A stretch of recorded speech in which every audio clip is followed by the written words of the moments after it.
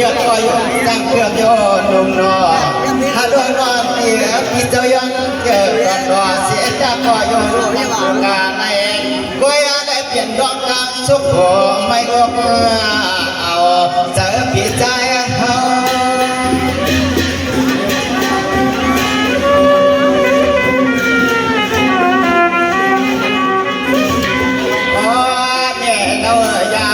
คือในจวนในหลังในเก่าขอสวดเด็กฟังพี่หอก็จวนในอ่างจุกเกียบจุกกันก็ทำหอพี่จอมสั่งเสือกธรรมาน้องได้มีข้อความมังกาลาเสียหักเขาก็เพียงเสือยนอ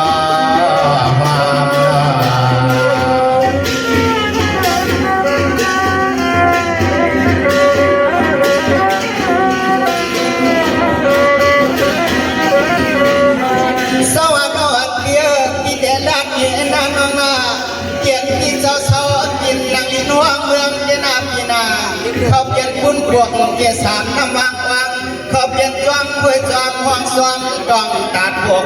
ไหลน้ำจึงมันเปลี่ยนที่จวงส่วนอนอหัก